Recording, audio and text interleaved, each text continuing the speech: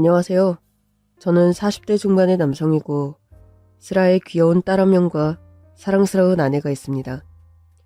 세 식구가 최근 자가로 마련한 아파트에서 알콩달콩 살고 있죠.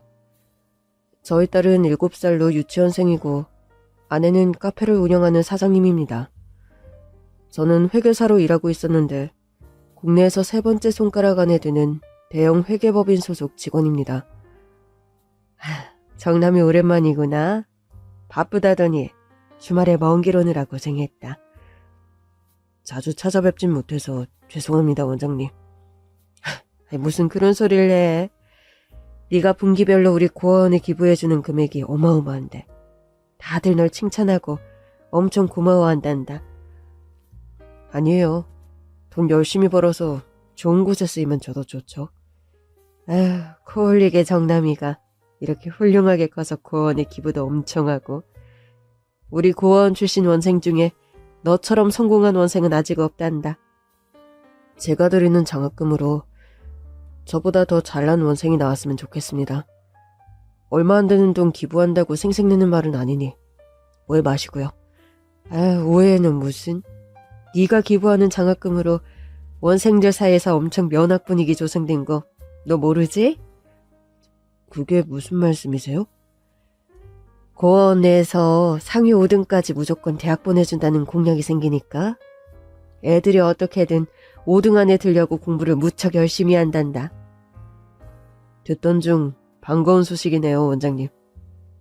코 올리게 겁쟁이 어린애였던 정남이가 이렇게 훌륭하게 클 줄 누가 알았을까? 저 어려서 여기 처음 왔을 때 원장님께서 저 많이 신경 써주셨죠. 항상 감사하게 생각하고 있어요. 네가 체격도 유달리 작고 예민한 아이였으니까. 지금 생각해도 내가 후회가 되는 건 널 어린 나이에 그 집으로 입양 보냈다는 거다.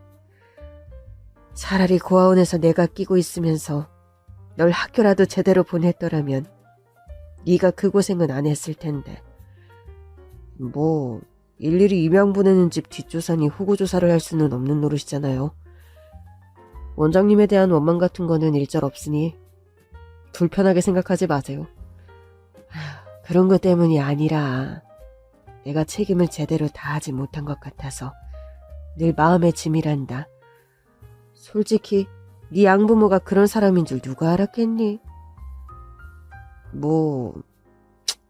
겉으로 드러나는 걸로는 별 문제없는 사람들이었다면서요. 그러게 말이다. 좋지 못한 환경에서도 네가 굴하지 않고 이렇게 바로 서줘서 너무 고맙구나, 정남아. 아니에요, 원장님. 저 힘들 때 원장님께서도 얼마나 많이 도와주셨는데요. 요즘도 다리에는 의족을 하고 다니니? 생활하는데 불편하지는 않아? 수술한 지 하도 오래라 이제는 그냥 적응이 되었어요. 의족하고 걸어다니고요. 2다리 멀쩡한 너를 이렇게 만들어버리다니. 정말 고소라도 할 수 있으면 좋으련만. 법적으로 고소할 근거 같은 건 없는 일이었으니까요. 허나 심정적으론 여태 네 양부모를 고소하고 싶구나. 멀쩡한 이 다리가 그 고생을 하다 그리 되었다 생각하면 지난 일 자꾸 되짚어 뭐하겠어요. 안 좋은 과거에 발목 잡히는 거 저를 위해서도 좋은 일이 아니더라고요. 그러니까 원장님도 이제는 너무 개념치 마세요. 네가 나보다도 훨씬 더 어른이구나. 나이는 정남이 너보다 내가 더 어른인데. 아닙니다, 원장님. 제가 기반이 잡힌 후로 저는 어린 시절을 보냈던 고아원에 정기적으로 후원을 하고 있습니다. 그런데 제가 가끔 찾아갈 때마다 저를 입양 보낸 사실을 못내 미안해하시는 원장님입니다. 저를 입양한 양부모님이 어떤 사람들이었길래 원장님께서 아직까지 이런 얘기를 하시냐고요? 저는 7살 무렵 고아원에서 지내다 한 가정으로 입양을 가게 되었습니다. 정남이를 우리 둘째 아들로 키우고 싶습니다. 저희 부부가 아들이 하나인데 형제가 없어 나서 아들아이가 많이 적적해 한답니다. 그렇다고 우리 내외가 출산 계획이 있는 것도 아니고 여러 사정으로 아이를 낳기는 힘든 상황이라서요. 매번 저희 고아원에 급식봉사 나와주시는 분들께서 그런 결정을 해주시니 너무 감사하네요. 저를 입양했던 양부모님은 한바식당을 운영하는 사람들이었는데 한 달에 2번 고아원에 와서 급식봉사를 할 정도로 겉으로는 평판이 좋은 사람들이었다고 합니다. 그런데 나중에 알게 된 사실인데요. 그 급식봉사라는 게 식당에서 떨이로 나온 음식물들을 처리하기 위함이었고 푼돈을 기부한답시고 세금 같은 걸 감면받으려는 꼼수식의 봉사활동이었다는 게 밝혀졌다 합니다. 어쨌든 7살의 저는 나름 평판이 나쁘지 않았던 양부모님께 입양이 되었습니다. 양부모님께는 저와 2살 터울의 형이 있었어요. 네가 정남이냐? 너 설마 지가 진짜 내 동생이라도 되는 건 아닌 거 알지? 입양됐으니까 나는 이제 형 동생 아니야? 웃기고 있네. 넌 고아원에서 좋은 자식이고 난 우리 엄마 아빠 진짜 아들이거든. 아휴, 왜 이리 소란스럽니? 정남아, 너 우리 집에 온 지 얼마나 됐다고 형하고 다퉈? 아니, 형이 저보고 동생이 아니라고 해서요. 엄마, 정남이 저 자식이 나 머리 때렸어. 뭐? 너 정말이야? 형 때렸니? 아니에요. 저 그런 적 절대 없어요. 지금 형이 거짓말하는 거라고요. 정남이 너 아주 안 좋은 버릇이 있구나. 거짓말이 나쁜 건데 고아원에서 아주 나쁜 물만 잔뜩 들어서 왔구나. 아빠, 저 진짜 거짓말하는 거 아니에요. 거짓말하고 형 때린 주제에 뭘 잘했다고 울어. 얼른 저기 벽에 가서 꿇어앉고 손 들고 있어. 솔직하게 네 잘못을 인정할 때까지 오늘 저녁은 굶길 거니까 그런 줄 알아. 2살 위의 형은 툭하면 거짓말과 이간질로 저를 양부모님께 혼나게 만드는 못된 버릇이 있었습니다. 성정 자체가 꼬이고 비뚤어져서 매번 저를 괴롭히는 걸 즐기는 형이었습니다. 양부모님이란 사람들은 시시비비를 따지는 일 없이 언제나 친아들 편만 들었고요. 친아들과 저에 대한 편애는 날이 갈수록 심해졌습니다. 엄마, 저도 형처럼 태권도 학원 보내주시면 안 돼요? 뭐? 태권도 학원을 네가 다닌다고? 네, 형도 다니고 옆집 상식이도 다니고 제 친구들 거의 다 다니는데 저만 안 다니니까 좀 그래서요. 정남아, 미안하지만 넌 태권도 학원 보내줄 수 없어. 네? 형은 태권도도 다니고 미술의 수학이랑 영어학원도 다니잖아요. 저도 학원 다니고 싶은데. 넌 눈치가 있는 거니 없는 거니? 아무리 어리다지만 눈치를 그리 밥 말아먹어서야 어디다 써먹어. 정남아, 우리 집에서 공부해서 대학 갈 사람은 민식이 한 명으로 족하다. 엄마 아빠가 너까지 공부시킬 만한 능력은 안 돼. 그런 줄 알고 애 진작 공부 열심히 할 생각 같은 거 마라. 넌 그저 식당 일 돕다가. 그래, 나중에 우리 아는 식당이나 물려서 운영할 생각해. 식당이요? 그래, 식당이는 뭐 아무나 하는 줄 아니? 어정쩡하게 공부하느니 식당 사장이 100번 낫지. 말 나온 김에 오늘 재료 사러 도매시장 가는 날이니 너도 따라가자. 배춘이 야채거리들 사고 들고 오려면 일손이 하나라도 더 필요하니까. 오늘 학교 숙제도 많고 며칠 있으면 시험이라 저 공부해야 하는데요. 아휴, 얘가 말귀가 어두운 거야. 말을 못 알아들은 척하는 거야. 넌 공부 잘할 필요 없대도. 숙제는 시장 다녀서 하면 되잖아. 잔말 말고 따라 나와. 어서.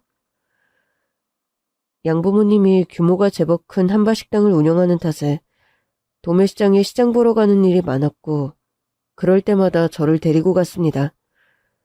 초등학교 한 3학년 시절부터 양손 가득 무거운 장본 꾸러미를 들고 몇 시간이나 양부모님 뒤를 졸졸 쫓아다녀야 했죠. 저 무거운 배추꾸러미를 어린애를 들게 해요? 아들이 괜히 아들인가요? 저런 거 시키려고 아들 낳은 거죠. 안 그래요? 그래도 치방울 만한 녀석이 들고 가기엔 너무 무거워 보이는데? 아휴, 부모가 어련히 알아서 시킬까? 웬 잔소리가 그리 길어요? 듣자하니 아들이 둘이라 하지 않았어요? 저번에 물어보니 저흰 둘째라고 하던데. 큰아들은 집에 모셔놓고 늘 둘째만 데리고 시장에 오시대요. 남이사, 둘째를 데리고 오든 첫째를 데리고 오든 무슨 상관이세요? 애가 또래보다 키도 훨씬 작고 외소해 배는데 늘 지 몸집보다 큰 장꾸러미를 들고 낑낑거리며 쫓아다니는 게 안쓰러워서 그랬어. 됐어요. 어머, 정말 기가 막혀. 누가 들으면 우리가 얘를 구박이라도 하는 줄 알겠네요. 설마 저희 주워온 애는 아니죠? 듣자니 뭐라는 거야 정말. 정남이 너 거기 서 있지 말고 빨리 안 따라오니? 아니, 괜히 잘못도 없는 애한텐 성을 왜 내시오? 얘야, 네 이름이 정남이라 했지?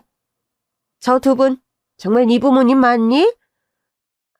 그게 사실은요. 정남이 너 그런 쓸데없는 질문에 대답할 필요 없다고 했지? 저녁 상사 시작하려면 서둘러야 해. 꾸물거리지 말고 빨리 못 따라오니? 에휴, 딱 봐도 사이즈가 나와서 혹시나 했더만. 아휴, 하필이면 저런 사람들을 부모로 만났니? 정말 되도 않는 사설 한번 기네요. 앞으로 여기서 미역 한 장 안 살 테니 그리 아세요. 어린 저를 걱정하는 상인들이 있으면 그렇게 한 바가지 욕을 퍼붓고는 발길을 끊어버리는 양부모님이었습니다. 고아원에서 아들을 데려다가 머슴처럼 부려먹는다고 일대에는 이미 소문이 파다할 정도였죠. 요즘 같은 시대였다면 아마 누군가가 양부모님을 신고했을지도 모른다는 생각이 들어요.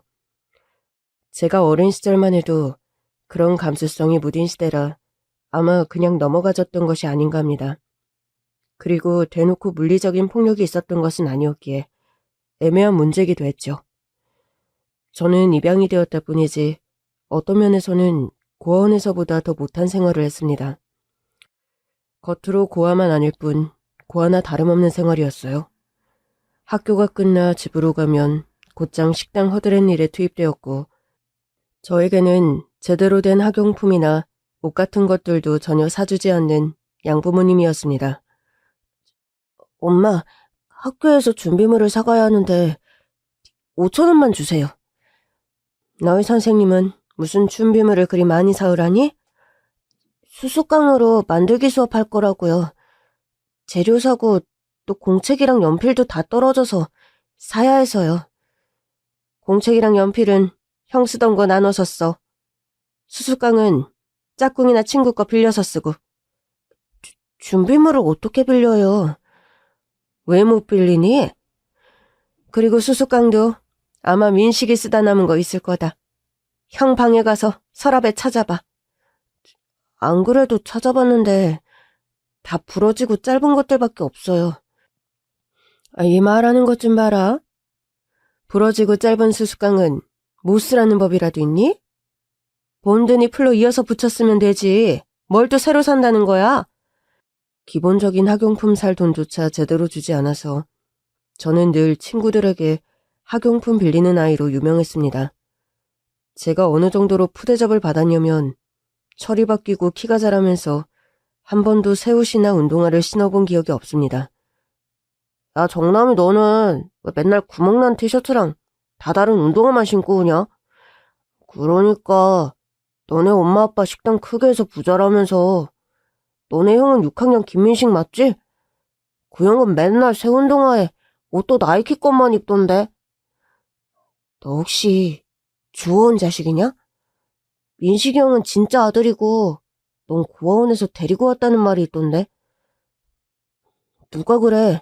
그거 다 헛소문이거든. 헛소문이면 왜 그렇게 네가 화를 내냐?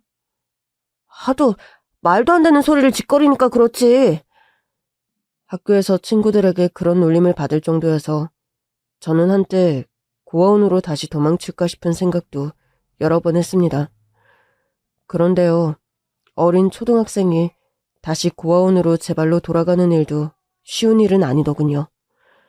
겉으로라도 부모가 있는 아이로 사는 것과 대놓고 고아원 아이로 사는 건 얼마나 큰 차이가 있다는 걸 어린 저도 알고 있었으니까요. 지금 생각하면 차라리 그때 다시 고아원으로 돌아갔더라면 제대로 학교 다니며 공부라도 할 수 있었을 텐데 후회가 되지만 말입니다. 정남이 너 가서 라면이나 하나 끓여와라. 나 지금 공부하는 거 안 보여? 고집 한번 누구 닮아 그리 황소고집인지. 우리 집에서 누가 너 공부하는 거 반긴다고 맨날 삽질이냐? 제가 책상에 앉아 공부를 조금이라도 할라치면 그런 식으로 이죽거리는 형이었어요. 넌 어차피 공부해봤자 대학 못 가. 누가 너 대학이나 보내준대? 냉수 먹고 속 차리고 나가서 라면이나 끓여와. 라면은 본인이 알아서 끓여 먹어. 이게 어디서 형한테 따박따박 말댔구야. 고원서 주워다 키워줬음. 고마운 줄 알아야지. 왜 이리 시끄럽니? 정남이 너도 형한테 대들었어? 라면 끓여다 주면 되는 거지. 이쯤하고 간두자. 형하고 뭔 말을 더 하겠어. 언제나 제가 패자로 끝나는 싸움을 했고 저는 하기 싫은 형의 잔심부름까지 도맡아서 했습니다. 형 말 맞다나 집안 식구 아무도 제가 공부하는 걸 반기는 사람이 없었지만 전 그럴수록 더 이를 악물고 공부의 끈을 놓지 않았어요. 학원이니 과외니 돈 때려부는 건 민식인데 어쩌된 게 성적은 정남이가 더 잘 나와? 나도 속상해 죽겠어요. 공부 잘하라는 녀석은 성적 안 나오고 공부할 필요 없는 애먼 녀석이 공부머리가 있으니 원. 누군지 몰라도 정남이 친부모가 머리가 똑똑한 사람들이었나? 원장님 말씀으론 정남이 아빠가 젊은 대학생이었는데 아주 명문대생이었다고 그럽디다. 사고로 죽었다는 그 친부 말이야? 네. 엄마라는 여자도 같은 대학 다니는 대학생 커플이었다니. 부모가 다 공부머리 있는 사람들이었나 보지 뭐. 진엄마라는 사람은 정남이 나타면 영 달리했다 그랬지? 뭐 그렇다고 하더군요. 부모가 아무리 공부머리 좋았으면 뭐해요. 지금 하늘나라에 있는 사람들 아무 소용없는 일이지. 애피는 못 속인다더니 정남이 녀석이 그래서 공부를 곧잘 하는구만. 곧잘하긴 뭘 곧잘해요. 애가 청개구리 기질이 있어놔서 하지 말라 그러니까 도끼 품어 더 열심히 하는 거죠. 누굴 닮아 저리 톡하고 모진 구석이 있는 건지 가끔 무서울 때가 있다니까요. 공부머리 있는 거야 욕할 일도 아닌데 왜 그래? 행여나 정남이 듣는 데서 그런 말 하지나 말아요. 저의 애초에 입양한 게 뭐 공부시키려고 데려왔나요? 한바식당 일꾼 한 명 데리고 온다 셈치고 입양 안 하면서 허튼 소리 좀 하지 말라고요. 누가 뭐 정남이를 대학이라도 보낸대? 쓸데없이 성질이야. 괜히 애들 듣는 앞에서 정남이 공부머리 있단 말 하지 말라고요. 정남이는 주제를 알아야 해요. 지 주제를. 그리고 민식이 기죽는 얘기 못하러 자꾸 해요. 알았다고. 잔소리는 이제 일절만 하지 그래. 속상해. 내 배 아파 낳은 새끼는 오만 과외를 다 시켜도 성적이 저 모양인데 애먼 추워온 새끼만 툭 하면 1등이니 원. 제가 듣지 않는 곳에서 그런 말을 주고받는 양부모님이었습니다. 두 분의 진심과 속셈이랄까요. 양부모님의 의중을 진작에 알아챈 저였기에 머리가 굵어가면서부터는 언젠가 이 집을 나가리라. 내 앞가림할 나이가 되면 이 지옥 같은 집을 탈출하자. 그런 생각만 하고 있었어요. 말이 양아들이지 실상은 머슴 같은 생활을 하며 저는 사춘기 시절을 보냈습니다. 주말에도 집에서 공부하거나 학원을 가기는커녕 식당 일에 동원되는 일이 허다했죠. 오늘도 일하러 나왔어? 민식이는 독서실 가던데. 정남이 넌 공부 안 해도 돼? 공부는 뭐 아무나 하나요. 난 그런 거 애진작 포기하고 살아요. 퇴사정 다 알면서 눈 안고 그런 말 하더라. 보기 안쓰러워 그러지. 맨날 식당 불려나와도 성적은 민식이보다 네가 더 잘 나온다면서? 수업 시간에 바짝 집중하고 학교에서 최대한 공부 많이 하려고 하니까요. 커피라도 한 잔 타줄까? 너 보면 맨날 수면 부족인 거 티나. 오늘도 얼굴에 다크서클이 이만큼이나 내려왔다. 누나가 타주는 밀크커피 한 잔이면 잠이 싹 달아날 것 같기도 하네요. 그래, 커피 타줄게. 사장님 사모님 오후에나 나오신다니까 넌 그때까지 저기 들어가서 공부해. 너 해야 하는 재료 준비 내가 하면 되니까. 매번 내일 대신해주는 거 힘들지 않아요? 난 누나한테 보답할 것도 없는데 매번 도와주니까 미안해서. 아, 나도 너처럼 고아원 출신이잖아. 부모 없는 서름이 어떤 건지 잘 아니까. 그냥 네가 남 같지 않고 남동생 같아서 그래. 내가 나중에 어떤 걸로라도 꼭 누나 은혜 갚을게요. 아휴, 내 은혜는 안 갚아도 좋으니까 제발 너 원하는 대학이나 장학금 받아서 꼭 갔으면 좋겠다. 정말 고마워요. 그래도 나 생각해주는 사람은 누나밖에 없네.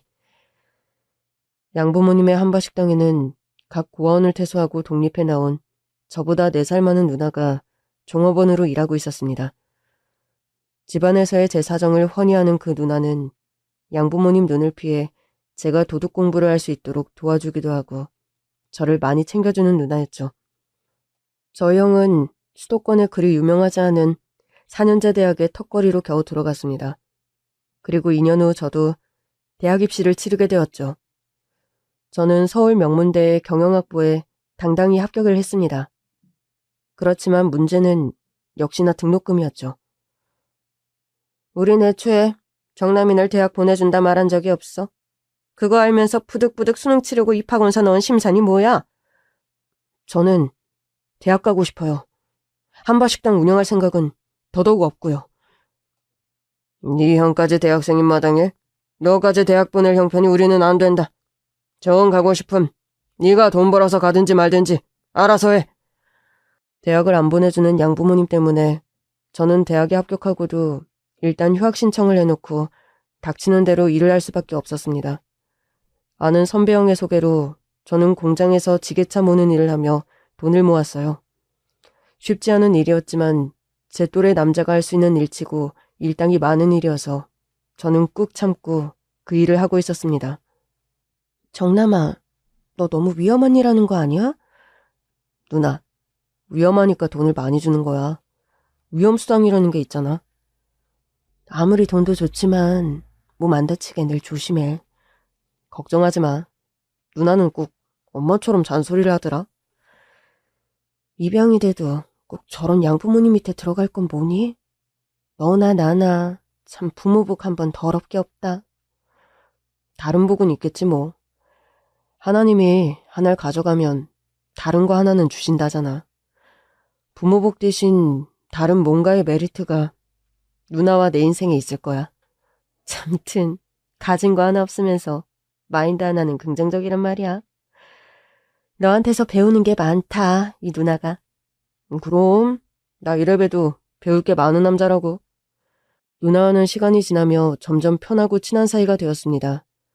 지게차 아르바이트를 하며 대학 전공 공부도 하며 바쁘게 지내던 어느 날이었어요. 공장에서 일을 하다가 지게차가 오작동이 나는 바람에 저는 큰 사고를 당했습니다. 병원에 실려가 정신을 차렸을 때는 이미 왼쪽 다리를 잃은 상태더군요. 정남아, 정신이 드니? 여기가 어디야? 나 지금 병원에 실려온 거야? 아무 기억이 안 나는 거니? 정남아, 너 이제 어쩌면 좋아. 네 다리 한쪽이. 누나 말을 듣고 보니 왼쪽 다리에 극심한 통증이 밀려오는 게 느껴지더군요. 어떻게든 다리를 보존하려고 했는데 폐혈증이랑 여러 부작용 때문에 어쩔 수 없이 절단할 수밖에 없었어. 그나마 저는 누나의 극진한 간호로 병원 생활을 겨우 마치고 집으로 돌아왔습니다. 그런데요, 더 충격적인 사실이 저를 기다리고 있었어요. 학생은 누군데 남의 집에 들어와 있어? 남의 집이라뇨? 여기는 원래 제가 가족들과 살던 집인데요. 뭔 소리 하는 거야? 이 댁 사장님 가족들 한 달 전에 이미 다른 지방으로 이사 갔는데? 저희 부모님이 이사를 갔다고요? 집에 가구 하나 없이 텅 빈 거 보고도 그런 소리가 나와? 부동산 사장이라는 아주머니 말을 듣고 보니 집이 휑하게 비어 있었습니다. 이 집에 살던 사람들이랑 가족이라면서 진짜 가족 맞아? 아니 명색이 가족이라면서 식구가 이사 가는 것도 몰라? 전 그제야 모든 상황이 이해가 가더군요.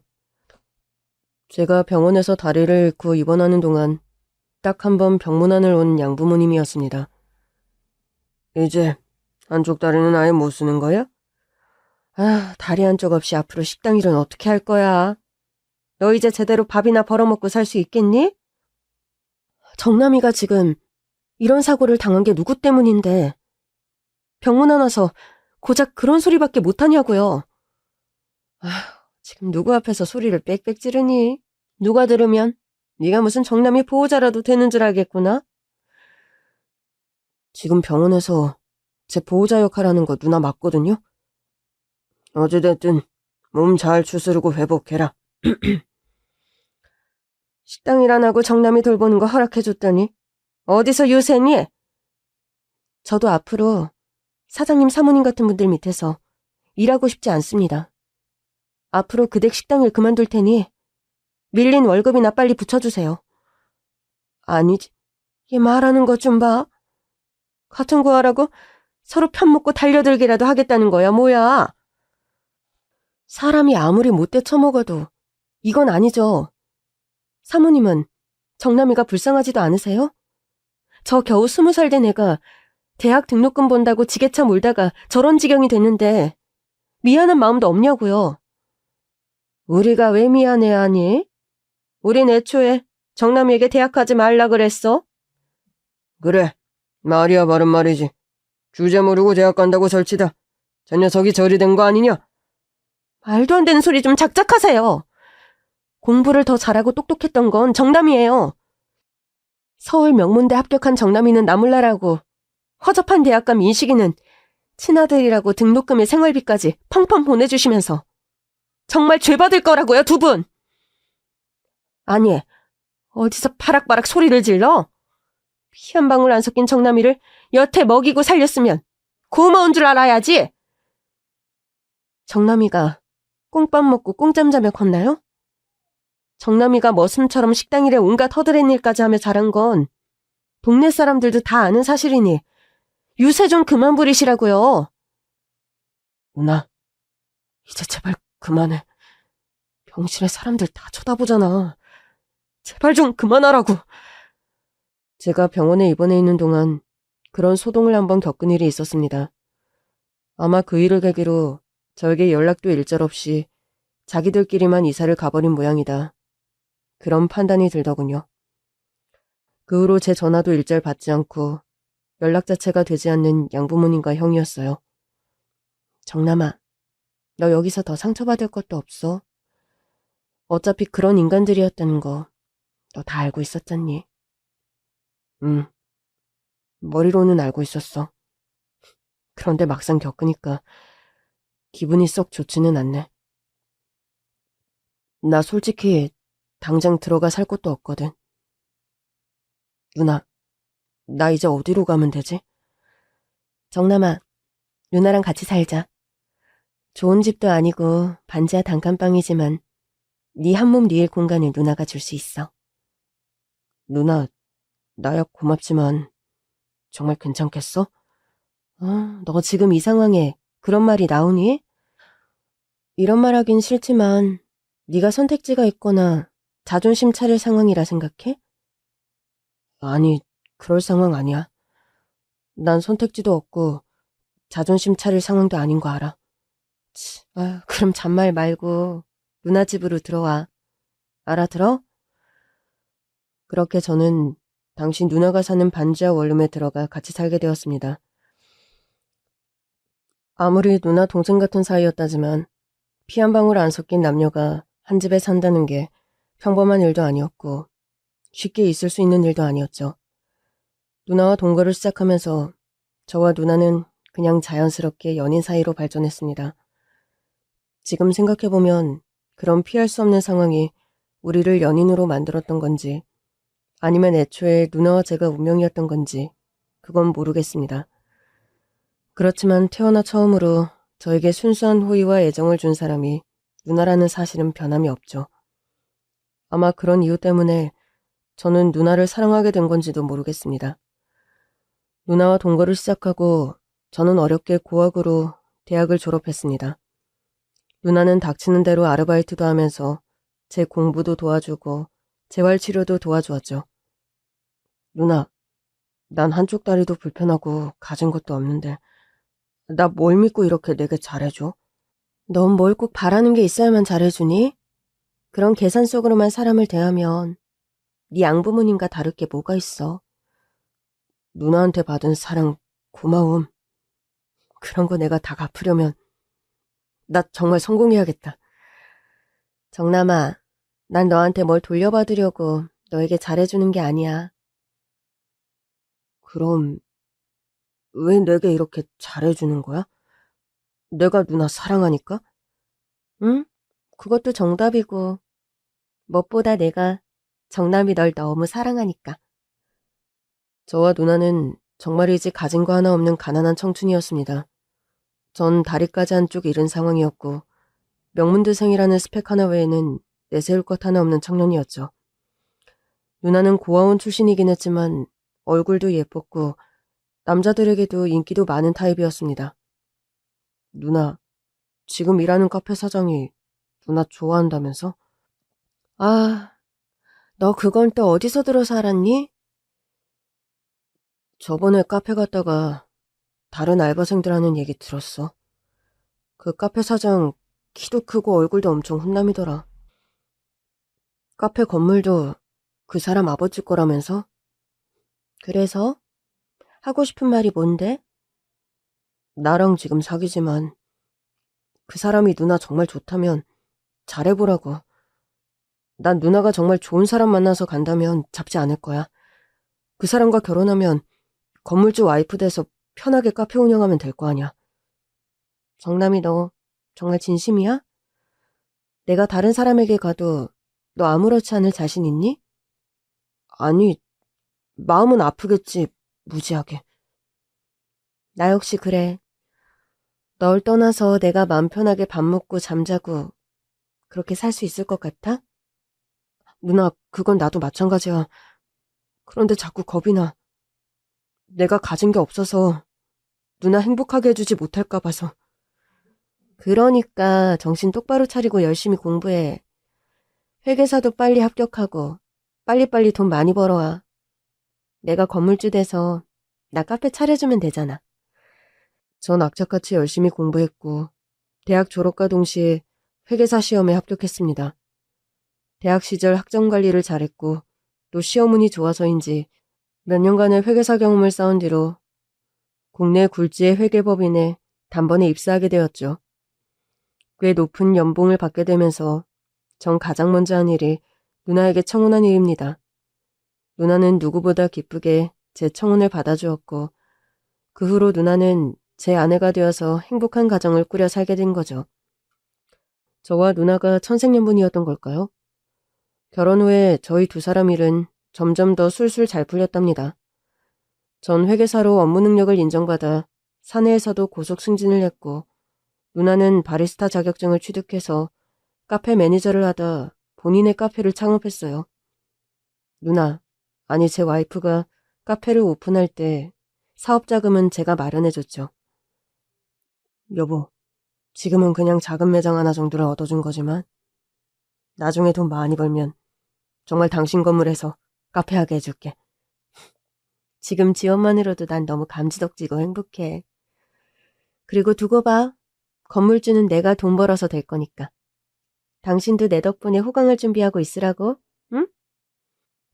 아내는 천성이 밝고 낙천적이고 아주 성실한 사람입니다.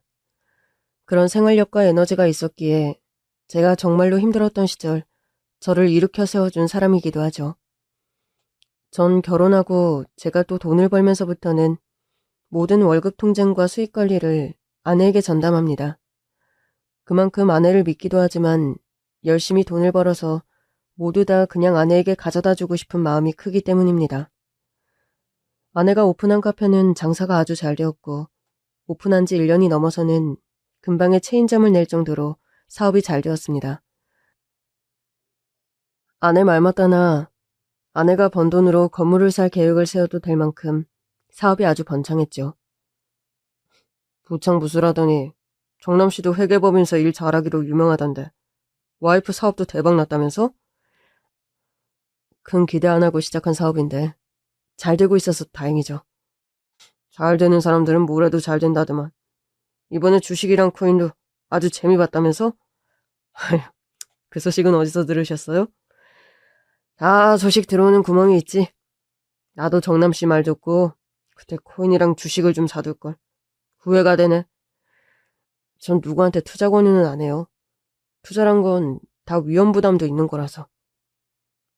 그래도 정남씨는 주식이랑 코인에서 돈만 벌었지. 잃은 건 아직 없잖아. 저도 초반엔 손실이 있었어요. 경험치가 쌓여 이젠 위험부담 있는 투자는 아예 안 하고요. 저의 재테크 실력과 약간의 행운, 그리고 아내의 사업 대박이 합해지면서 저와 아내는 꽤 자산가라 할 수 있는 재력을 갖추게 되었습니다.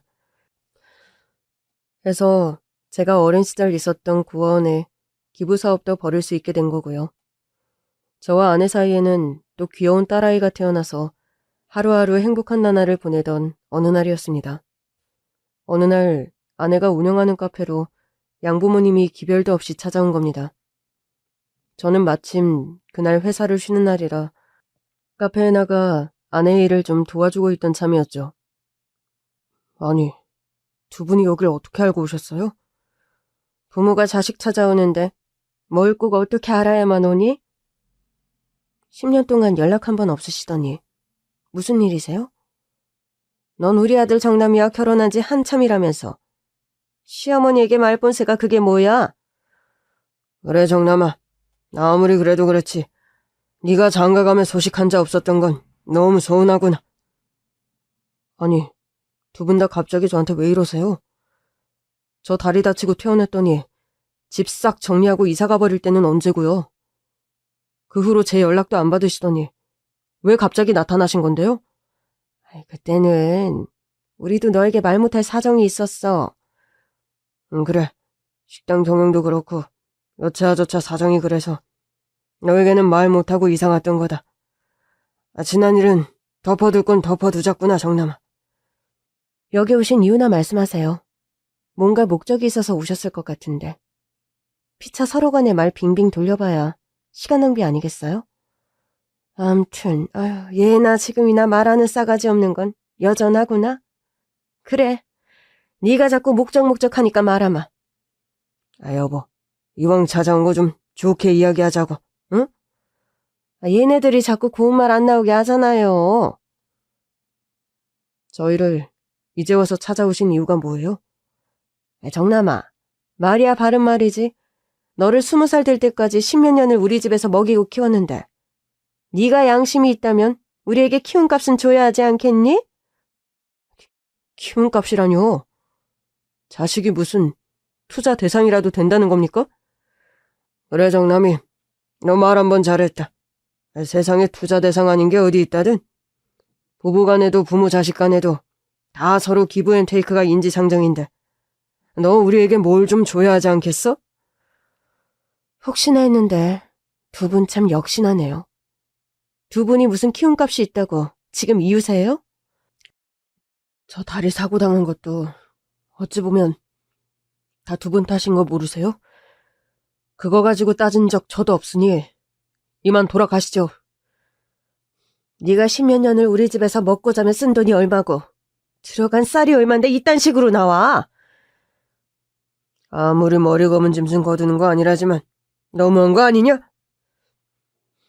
두 분이 우리 정남이 제 남편한테 해준 게 뭐가 있다고 유세죠?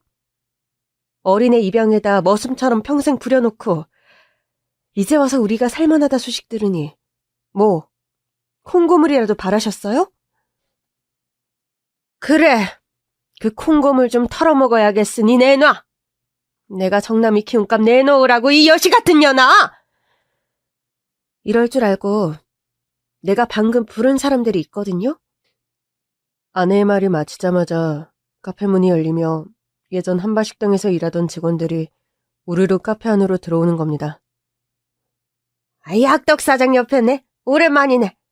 떼어먹은 4개월치 월급 당장 내놔. 제 월급은 반년이나 밀려놓고 그때 그냥 도망가듯 이사가 버렸죠? 당장 내 월급 토해내요.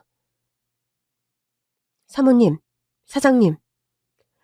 그때 정남이가 다리 다치고 경황이 없어서 제가 그때 밀린 월급 정산을 못 받은 거 기억하시죠? 지금이라도 제 밀린 월급 정산 부탁합니다. 아니, 빌어먹으려니 감히? 키움값 운운하기 전에 밀린 월급이나 내놓으시라고요. 돈이 있어야 주지.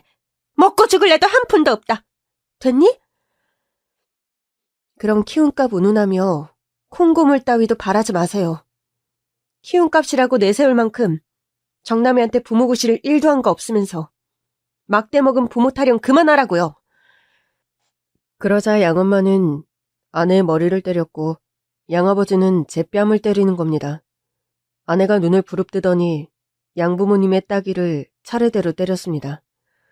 아내의 반격에 저의 지난 서러운 세월이 눈 녹듯이 풀리는 듯한 시원함이 몰려오더군요. 아내는 소금을 뿌리며 양부모님을 쫓아냈고 밀린 월급 정산을 요구하며 예전 직원들이 마구 달려들었기에 양부모님은 거의 주랭랑치듯 카페 밖으로 도망나가 버리더군요. 여보, 직원분들은 언제 불렀어? 내가 촉이 좀 좋은 편이잖아. 어떤 목적으로 왔는지 감이 따고길래 어차피 단톡방에서 서로 안부 묻던 처지니까 당장 톡 보냈지. 지금 당장 카페로 와서 밀린 월급 받아가라고. 아휴, 이제야 저 사람들 행방을 알았네. 고마워, 이제라도 알았으니 밀린 월급 다 받아낼 거야. 후에 듣게 된 양부모님의 상황은 아주 악화일로를 제대로 걸었더군요. 경기도로 옮겨 새로 시작한 한바식당은 완전히 쫄딱 망해서 거의 거지 신세가 되었다는 겁니다. 너 형 민식이 있잖아. 네. 민식이 형은 어찌 지낸대요? 아휴, 들어가는 데마다 적응 못하고 잘려서 거의 백수로 지내며 스포츠 도박에까지 손을 댔다지.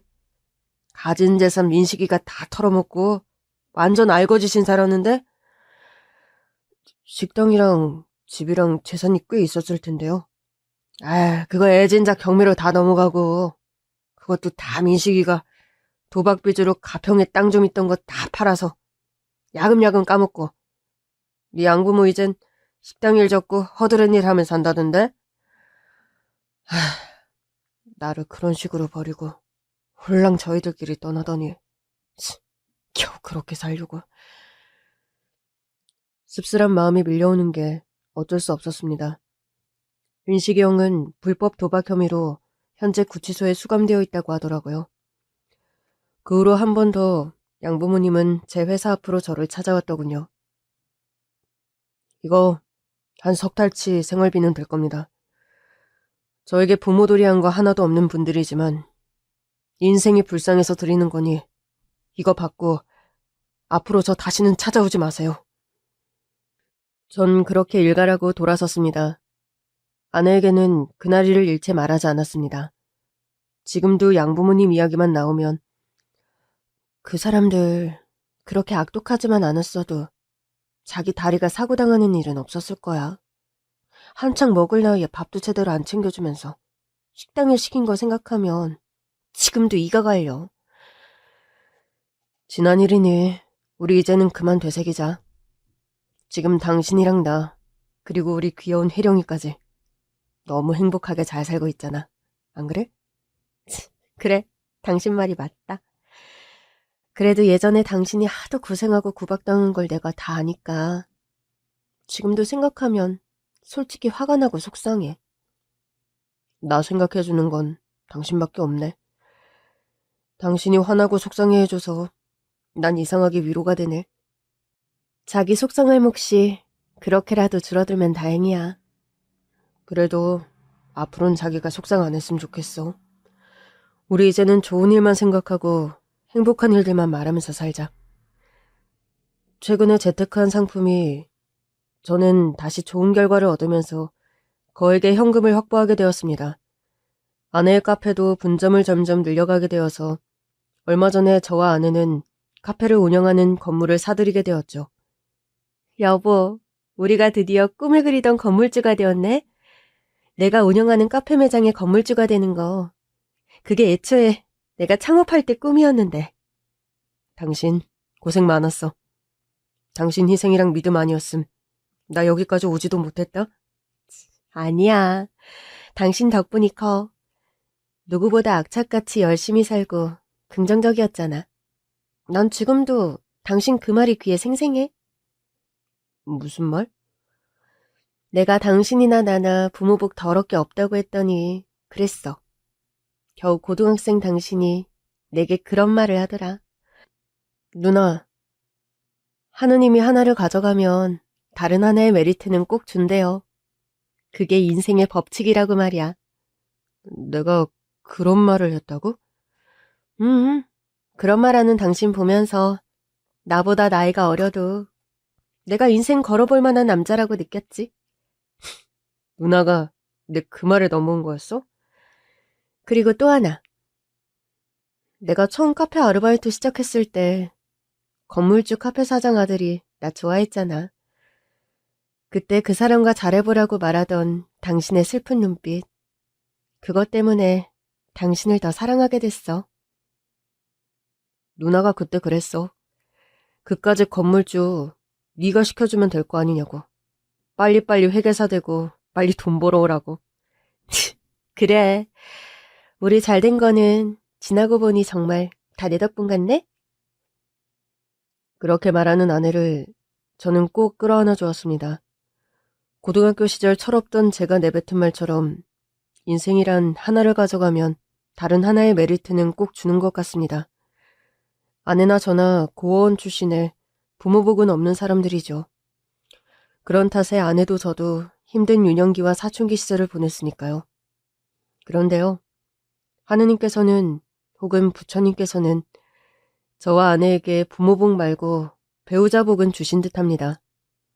피 한 방울 섞이지 않은 남남이 만나 가족을 이루고 신뢰를 저버리지 않고 사랑하며 살기 힘든 게 현실인데 저와 아내는 지금까지도 누구보다 행복한 가정을 꾸리며 잘 살아가고 있거든요. 자랑이 아니라요. 전 지금도 세상에서 아내만큼 예쁜 여자가 없답니다.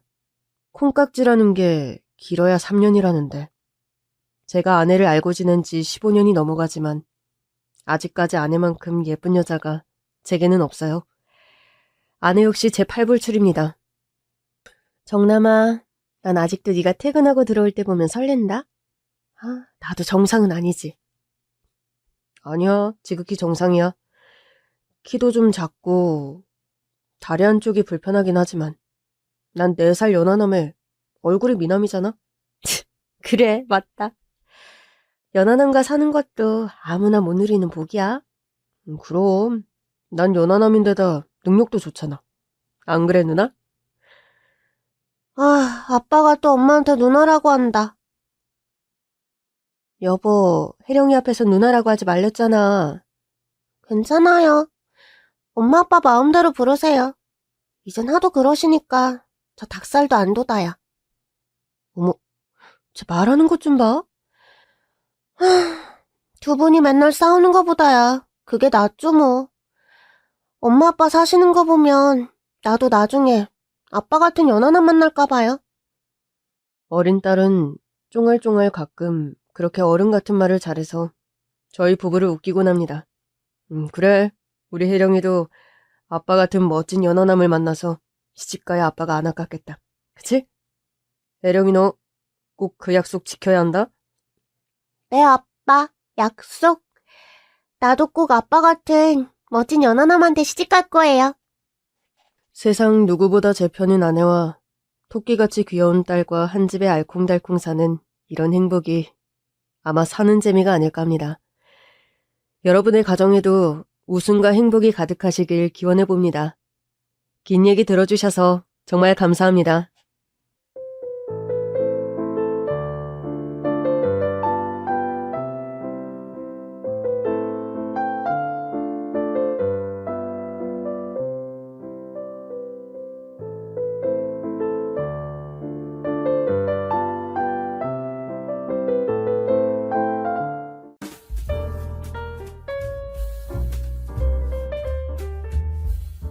안녕하세요. 저는 40대 엄마입니다. 저는 어릴 때부터 소꿉놀이를 해도 늘 엄마 역할만 했어요. 엄마가 된다는 게 왜 그렇게 멋져 보이던지 엄마를 따라 요리하는 흉내도 많이 내고 늘 치마 입기를 좋아하니까 주변 어른들이 엄마한테 그랬대요. 아주 현모양처가 되겠다고. 엄마는 내심 저러다 말겠지 생각하셨다는데 성인이 되어서도 제 꿈은 똑같았어요. 사회생활보다는 시집이 더 가고 싶어서 성인이 되자마자 맞선도 많이 봤죠. 그러나 맞선 본 남자 중에는 끌리는 사람이 없었어요. 결국 직장을 구해서 일하다가 남편을 만났죠. 남편은 제 직장 상사였는데 제가 첫눈에 반했어요. 시집가서 엄마 되는 게 꿈이었다 보니 처음부터 저는 남편의 비위를 열심히도 맞췄습니다. 눈치를 살살 보다가 필요한 게 있으면 그때그때 갖다주고 챙겨주고 했더니 저를 신경 쓰기 시작하더라고요. 그러나 그렇게 관심을 표했는데도 남자가 무슨 돌덩이처럼 꿈쩍을 안 하더라고요. 그래서 아무래도 이 남자한테 시집을 못 가겠다 싶어서 그만두었는데 남편이 불쑥 말을 거는 겁니다. 어디 아파요? 저요? 아니요. 저 건강한데요? 아, 그럼 기분이 안 좋은 건가? 그건 맞아요. 혹시 나 때문이에요? 그게 남편이 먼저 건 첫 대화였어요. 그날 남편이 같이 저녁을 먹자고 하더라고요. 퇴근하고 남편을 따라 갈비집에 갔는데 고기를 구워서 죄다 제 그릇에 나눠주더라고요. 왜 다 저만 주세요. 같이 먹어요. 늘 나만 챙김받는 것 같아서요. 먹어요. 오늘은 내가 다 할 테니까. 그 순간 섭섭했던 마음이 눈 녹듯이 사라지더라고요. 그날부터 남편이 변했어요. 회사에서도 은근히 저를 계속 챙기더라고요. 그러더니 어느 날 불쑥 그러는 겁니다. 우리 결혼할래요? 연애 시작도 안 했는데 덥석 결혼부터 하자고 하는데 정말 제 이상형인 겁니다. 내가 보는 눈이 틀리지 않았다는 걸 깨닫고는 저도 덥석 잡았어요. 좋아요. 그런데 제 대답이 너무 의외였는지 남편이 오히려 여러 번 되묻더라고요. 좋다고요? 진짜 좋다고요? 네. 아니, 나보다 나이도 한참 어리고 싫어할 수도 있다고 생각했는데. 네. 저 결혼해서 엄마 되는 게 꿈이었어요. 엄마 되는 게 꿈이라고요? 네. 그래서 좋아요. 저 결혼하고 싶어요. 제 대답에 남편은 한바구음을 지었고 석 달 뒤 우리는 결혼했습니다. 결혼 후에도 몇 년은 회사에 다녔는데 계속 임신이 안 되더라고요. 제가 임신 문제로 속상해하자 남편이 그랬어요. 회사를 좀 쉬는 건 어때? 스트레스가 많아도 임신이 어렵다던데. 그럴까? 그래도 아기 낳기 전까지는 같이 벌고 싶었는데. 나 이번에 승진할 것 같아. 진짜? 그럼 연봉도 더 많아질 거니까. 당신은 쉬면서 임신 준비에 집중해. 저는 남편의 배려에 크게 감동했고 이제는 그저 저의 꿈이라서가 아니라 남편에게도 예쁜 아이를 낳아주겠다고 결심했어요. 직장을 관두니 확실히 여유 시간이 많이 생기더라고요. 운동도 하고 임신에 좋다는 보약도 지어먹고 했는데 10년이 되도록 아이가 안 생겼어요. 아무래도 우리 둘 중 불임이 있는 게 아닌가 싶어 병원에 갔더니 저에게 있었더라고요. 그날 저는 남편에게 안겨 하염없이 울었습니다. 미안해 여보. 뭐가 미안해.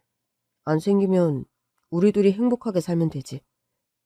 난 당신한테도 예쁜 아이 낳아주고 싶었단 말이야. 난 당신만 있으면 돼. 남편은 제가 시험관 시술까지 하는 건 반대하는 입장이었어요. 제가 몸고생할까봐 걱정하는 눈치더라고요. 그러나 저는 무엇이든 해봐야 했습니다. 그 시간부터는 시간이 어떻게 갔는지 모르겠어요. 그리고 5년 만에 드디어 임신에 성공했죠. 여보, 나 임신했어. 뭐? 정말이야? 응, 우리들의 아이가 생긴 거야. 임신이 되고 안정기가 될 때까지 기다렸다가 말을 했는데 남편도 처음에 믿기지 않는 건지 얼떨떨해 하더라고요. 초음파 사진까지 보더니 그제야 남편도 기뻐했습니다. 고마워. 당신이 포기하지 않는 덕분이야. 당신도 좋지. 그럼 좋지. 당신이 고생할까봐 만류했던 거야. 어떡해. 믿기지가 않아. 나 이미 안정기야. 그래서 당신한테도 말한 거야. 전에 여러 번 유선됐잖아. 그랬어? 혼자 마음 졸였겠는데? 사실 거의 포기하고 있었는데 정말 성공한 거 있지. 나 지금도 너무 떨려. 우리 아기 만날 생각에. 임신에 성공하고 보니 이미 노산의 나이라 병원에서도 특별 관리까지 받았어요. 임신 기간 내내 어찌나 마음이 초조했는지 모릅니다.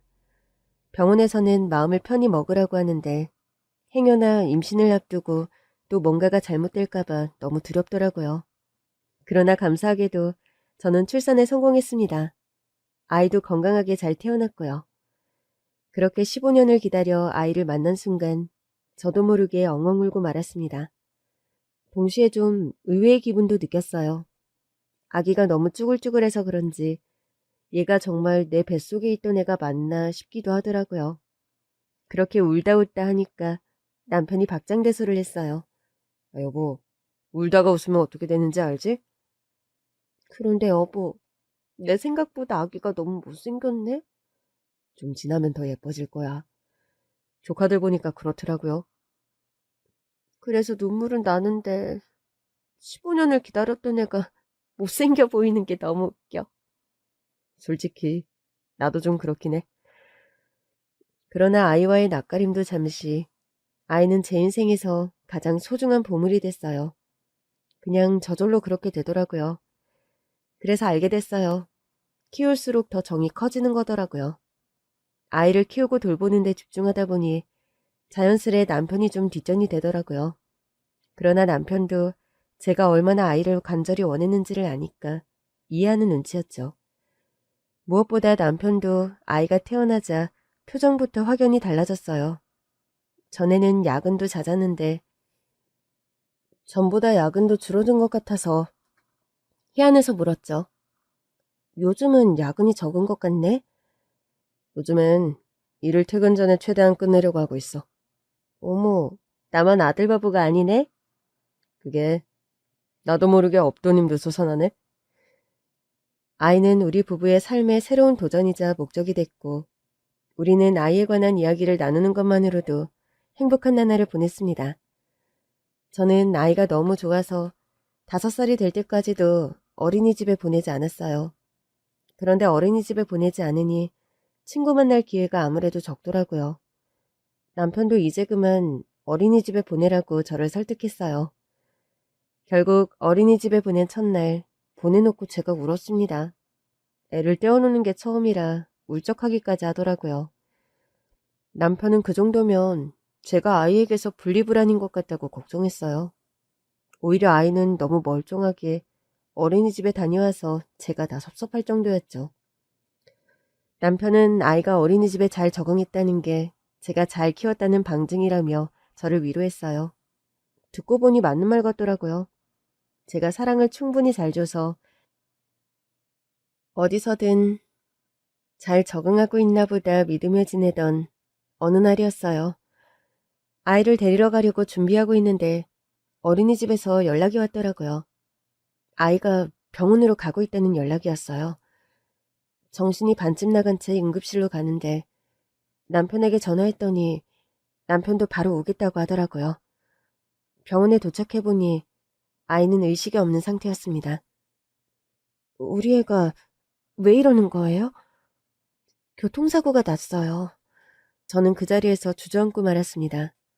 마침 도착한 남편도 넋이 나간 얼굴이더라고요. 여보, 어떡해. 괜찮을 거야. 걱정하지 마.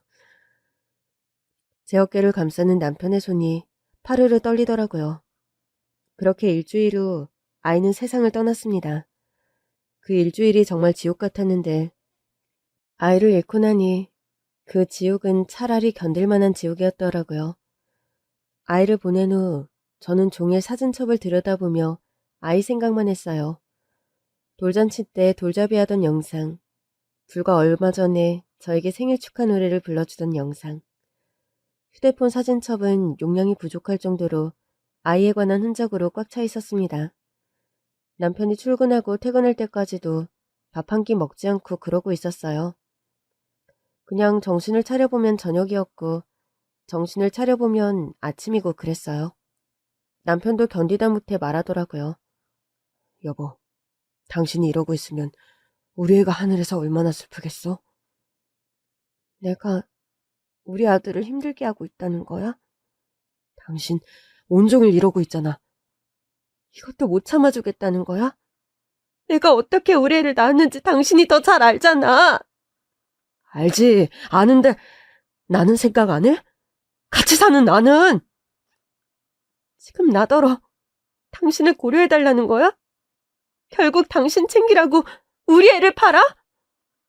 알다니, 무슨 말을 그렇게 해? 그렇잖아! 당신 하늘에 있는 우리 애 들먹이면서 핑계 댔잖아! 여보, 솔직히 나 지쳐. 당신이 임신하겠다고 15년을 전전긍긍할 때도 힘들었어. 나는 그때도 그냥 우리 둘이 행복하게 살자고 했잖아. 근데 당신은 오로지 임신에만 집중했잖아. 언제나 나는 이순이었고. 당신 인생의 목표는 그저 아이였어. 나는 당신이 아이를 낳기 위한 도구였어? 무슨 말을 그렇게 해? 난 당신을 위해서라도 아이를 낳고 싶었어. 당신도 아이 태어나니까 좋아했잖아. 결국 운명이 아니었던 거야. 그러니까 이렇게 된 거라고. 당신 말 다 했어?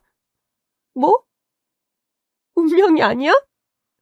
애초에 없어야 했다는 거야? 그런 말이 아니잖아. 너무 하나에 집착하니까 이렇게 힘든 거란 얘기를 하는 거야. 집착? 자식에 대한 엄마의 사랑을 지금 집착이라고 했어? 당신은 아빠도 아니야. 난 당신 같은 인간이랑 같이 못 살아.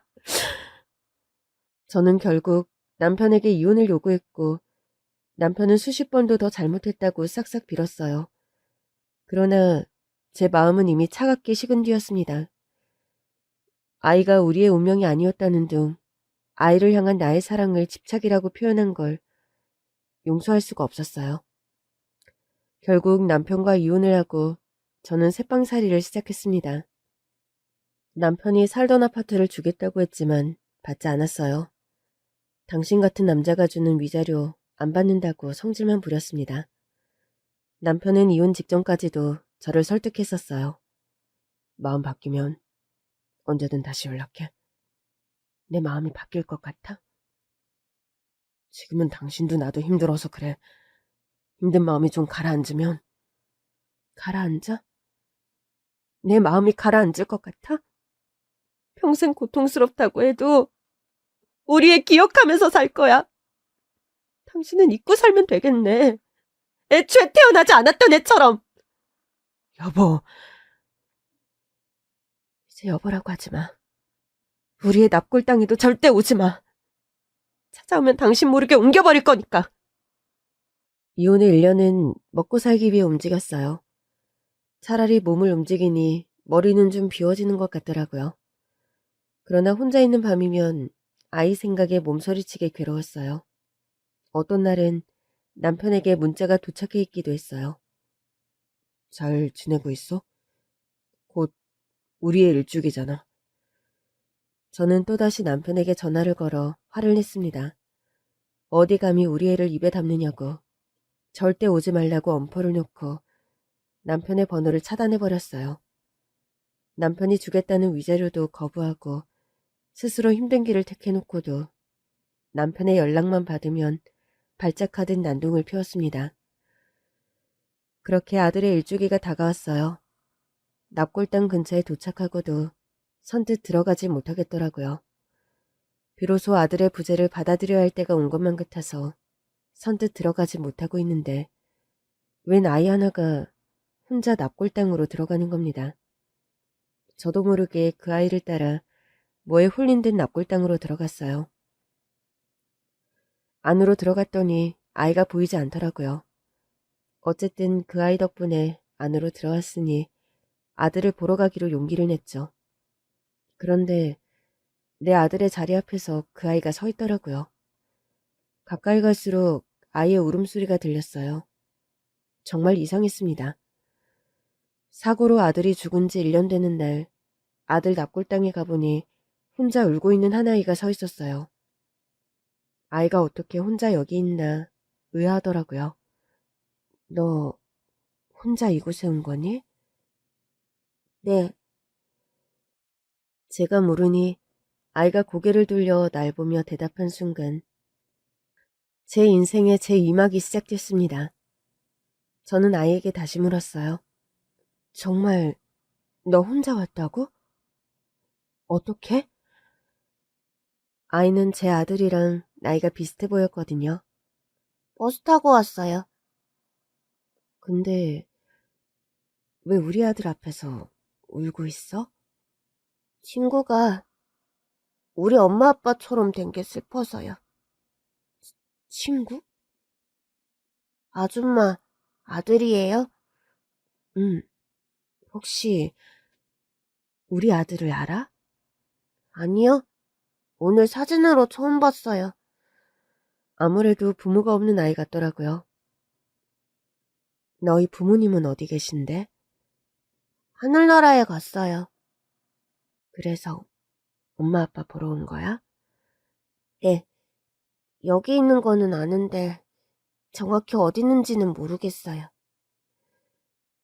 그럼 아줌마가 같이 찾아줄까? 그러자 아이가 눈물을 닦으며 환하게 웃더라고요. 네! 저는 아이에게 부모님의 이름을 물어 위치를 찾아주었어요. 함께 보는데 꽃답게 예쁜 어린 엄마 아빠였더라고요. 세상에. 우리 엄마 아빠예요. 혹시 언제 돌아가셨는지 알아? 얼마 안 됐어요. 그럼 넌 어디서 지내고 있어? 고아원이요. 고아원? 저는 화들짝 놀랐고 아무래도 아이가 고아원에서 몰래 나온 것 같더라고요. 고아원 이름 알아? 네, 가는 방법도 알아요. 아줌마가 데려다 줄게. 저는 아이에게 손을 내밀었고 아이가 제 손을 잡았어요. 그 순간 가슴이 뭉클하더라고요. 마치 1년 전에 잃은 내 아들과 다시 손을 잡은 것처럼 마음이 너무 이상했어요. 아이를 고아원으로 데리고 갔더니 원장이 가슴을 쓸어내리더라고요.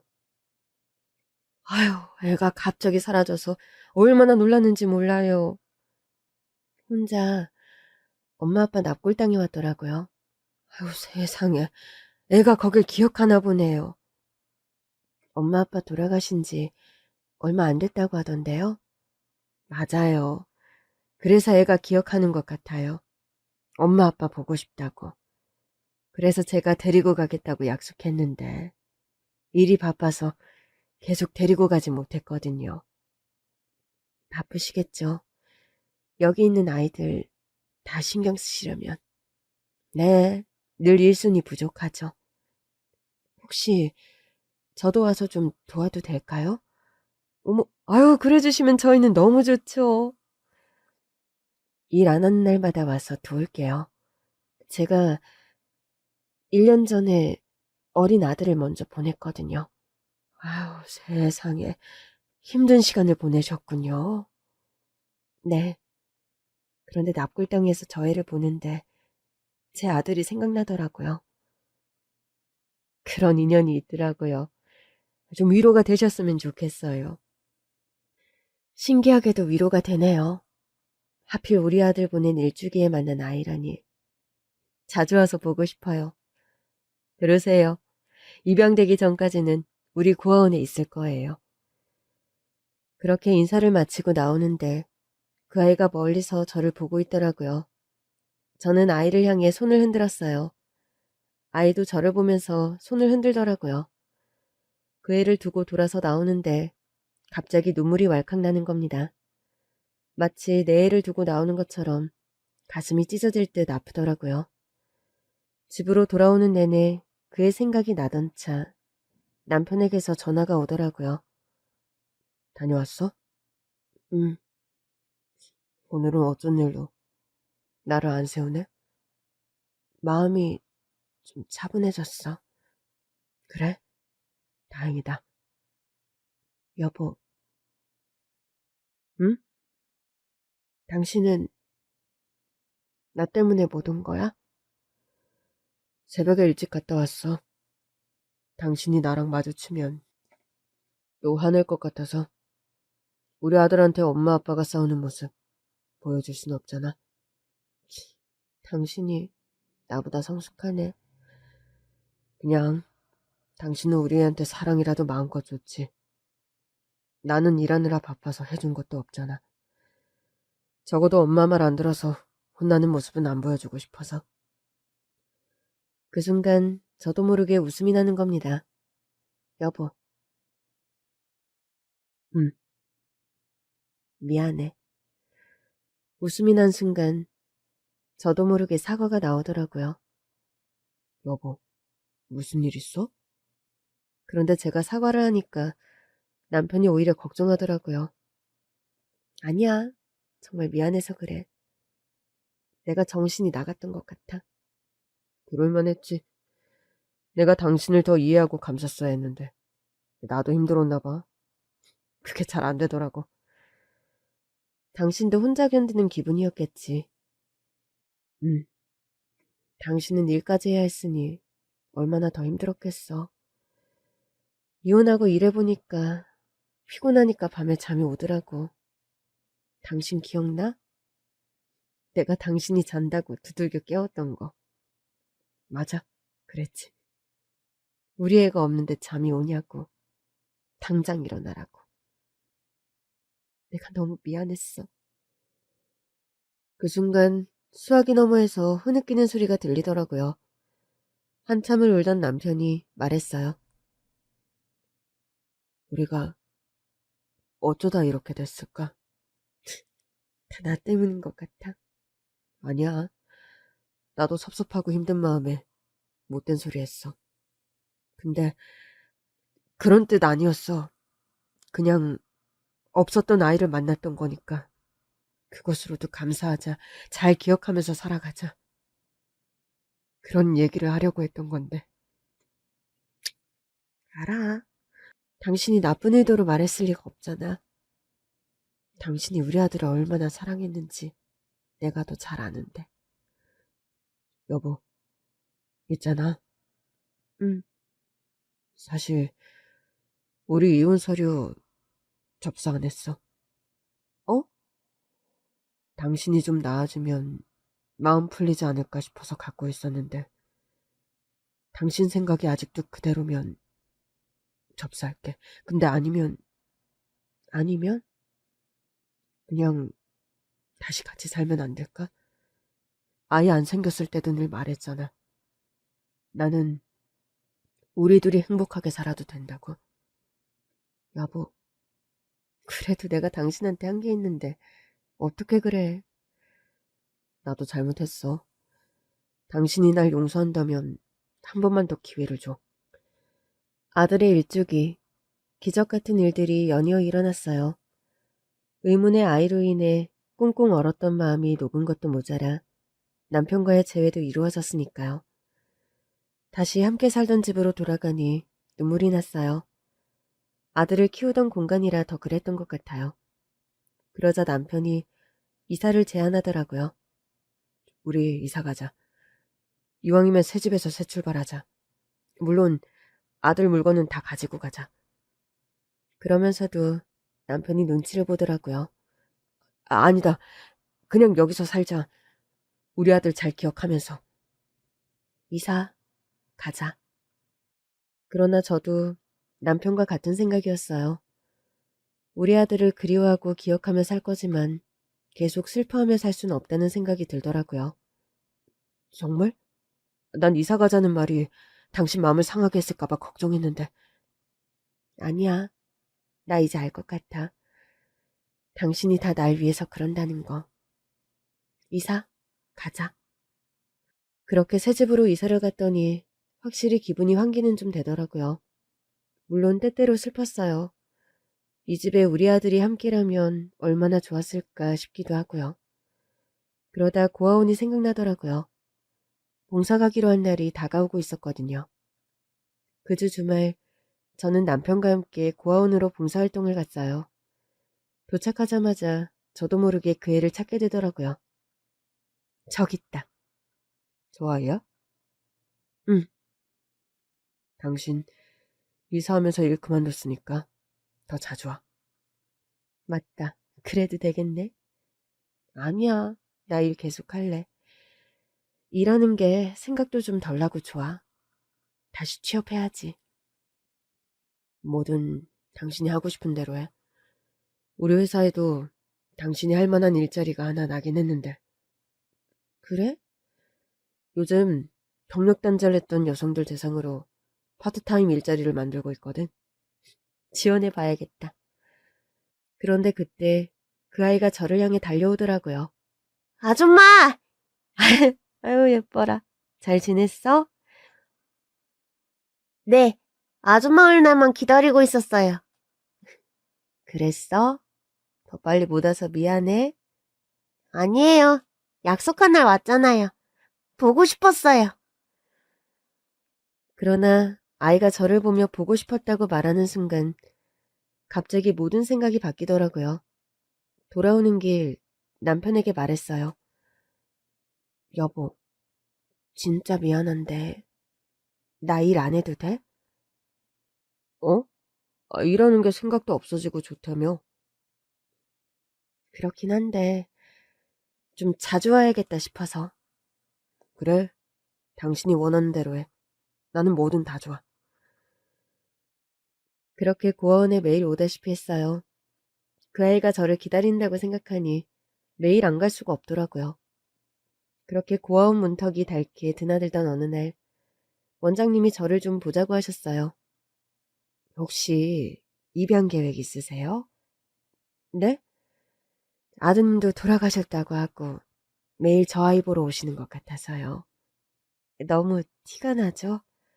저희야 감사하죠. 매일 간식도 사오시고.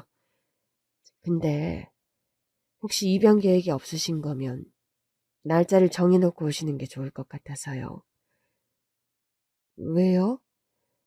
애가 너무 실망할 것 같아서요. 지난번에 하루 감기 때문에 못 오셨을 때 애가 온종일 문만 보고 앉아있더라고요. 마치 엄마 기다리는 애처럼요. 아, 제가 생각이 좀 짧았네요. 주기를 정해놓고 오겠습니다. 예, 그렇게 해주시는 게 아이를 위해 좋을 것 같아요. 생각지도 못한 권유를 듣고 고아원을 나오는데 그 아이가 와서 제 손을 잡더라고요. 아줌마, 내일도 와요? 어? 순간 너무 당황스럽더라고요. 내일 안 와요? 그렇게 묻는 아이의 얼굴이 너무 시무룩한 겁니다. 아, 그게 아줌마가 내일은 좀 바빠서. 겨우 아이의 손을 놓고 나오는데 그 애를 고아원에 두고 나오는 게 왜 그렇게 발이 안 떨어지던지. 그래도 매일 볼 수 있다고 생각했을 땐 그 정도는 아니었는데 갑자기 저도 마음이 무너지는 겁니다. 집으로 돌아와 남편과 먹을 저녁을 준비하는데도 반쯤 넋이 나가 있었던 것 같아요. 돌아와 저녁을 먹으려던 남편이 식겁하더라고요. 여보, 된장찌개에 호박이 왜 이렇게 커? 어? 그냥 반토막이 그대로 들어가 있네? 어머, 이게 뭐야? 저는 정말 깜짝 놀랐습니다. 호박만 그런 게 아니었어요. 두부는 채를 썰어놨더라고요. 어머, 여보, 내가 정신을 놨었나 봐. 아니야, 뭐 순두부찌개처럼 두부를 이렇게 떡 먹으면 되는 거지. 아유, 맛있다. 맛있어. 그러나 저는 또다시 그 아이 생각에 빠져버렸어요. 여보, 무슨 일이 있었던 거지? 오늘도 고아원 다녀오지 않았어? 응. 근데 왜 그래? 고아원 다녀오면 늘 기분 좋았잖아. 그게 고아원 원장님이 나한테 매일 오는 것보단 주기적으로 오는 게 좋겠다고 하시네. 어? 왜? 그 애가 나를 너무 기다린대. 내가 아파서 못 간 날 나를 그렇게 기다리더래. 아, 그랬구나. 그래서 이제 매일은 안 가려고. 나 그 일자리 지원할까 봐. 다시 바쁘게 사는 게 좋겠어. 그런데 그때였어요. 여보, 그애 말이야. 우리가 입양하는 거 어때? 어? 당신 사실은 그 애 때문에 매일 고아원 가는 거잖아. 보고 싶어서. 아, 그게 당신 마음이 복잡한 거 알아. 우리 아들한테 미안해서 실은 못하는 거 맞지? 여보, 나는 당신이 원하는 건 다 좋다고 했잖아. 당신이 그렇게 마음이 끌리는데도 이유가 있을 거야. 그래도 그 애 덕분에 우리도 제외했잖아. 하늘에서 우리 아들이 만나게 해준 거 아닐까? 사실 계속 고민했는데 당신한테도 뭐라고 말해야 할지 모르겠고 내 눈치 볼 게 뭐 있어.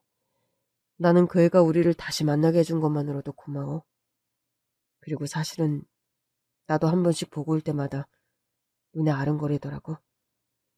정말? 응? 그래서 당신이 언제 얘기하나 기다리고 있었지. 그럼 진짜 입양해도 돼? 우리 아들이 섭섭해 안 할까?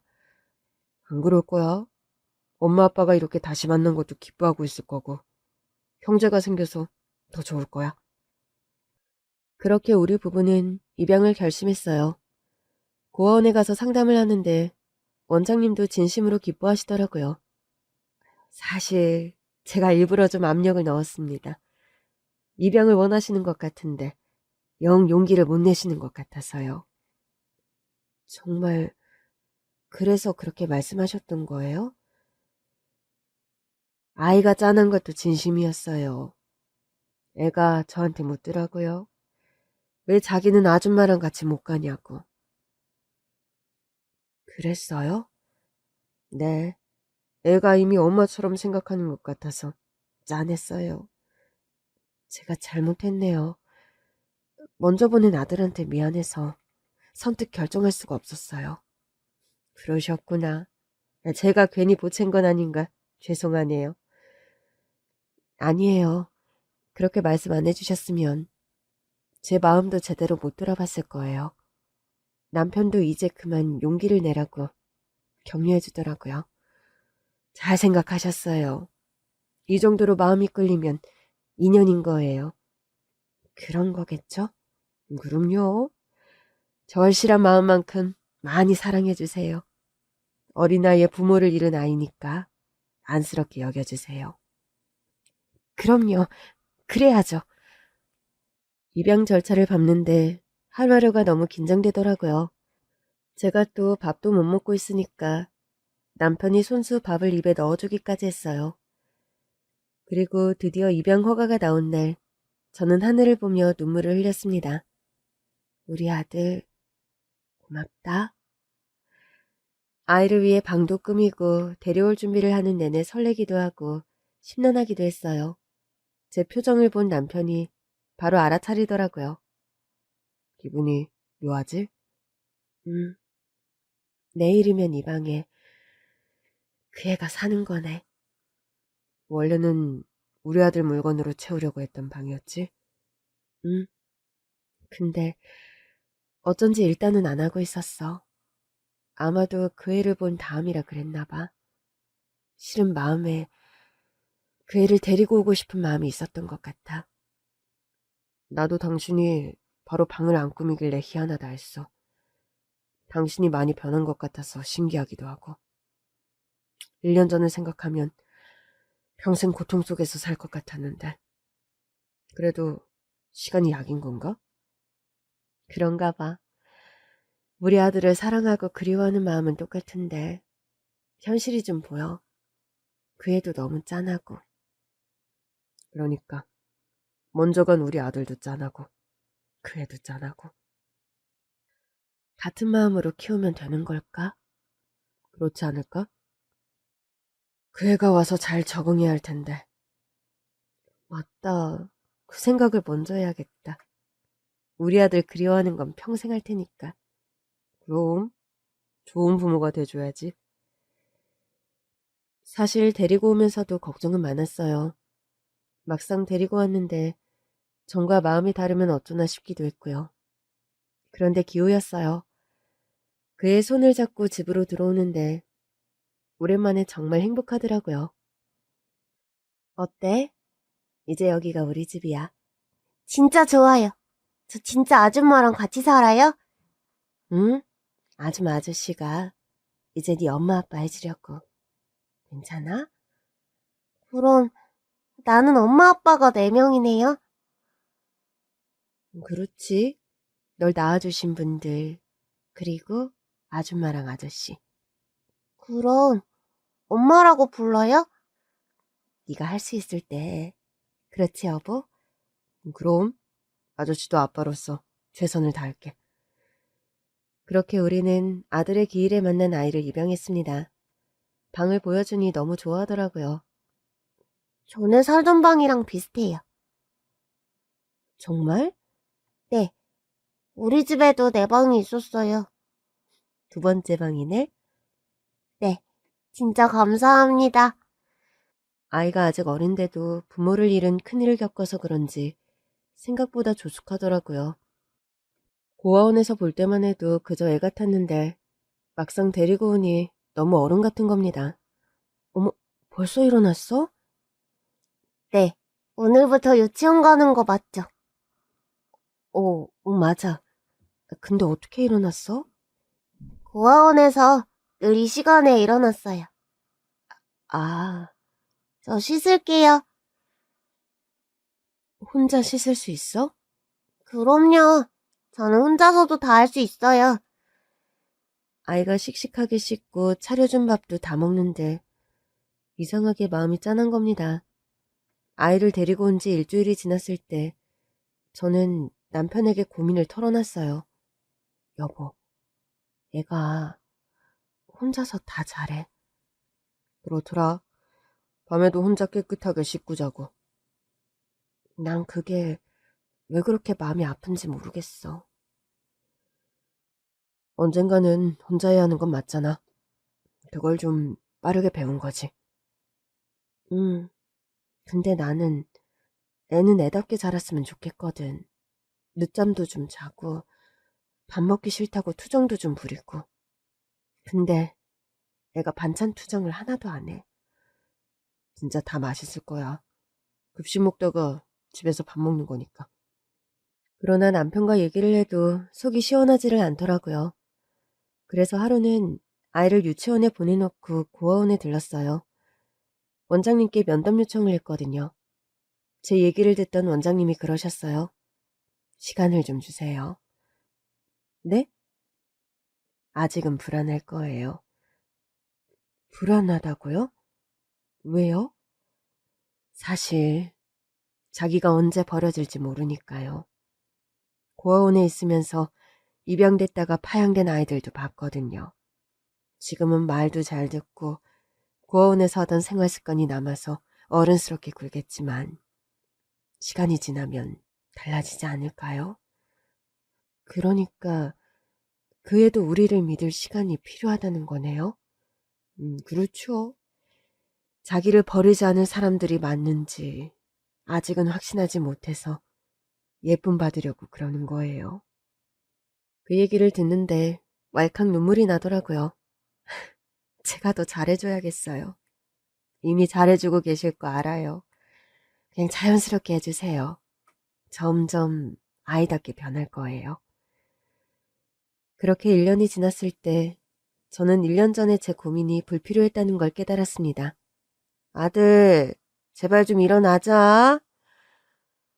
저는 목청이 2배로 커져 있었고 우리 애는 아침에 절대 못 일어나는 늦잠꾸러기 꼬마가 되어 있었어요. 걱정할 정도로 부지런하던 그 애도 온데간데 없었습니다. 아들, 멸치 하나만 먹자. 멸치 안 먹어. 그럼 달걀은 먹을 거야? 응. 알았어. 그럼 달걀은 다 먹어.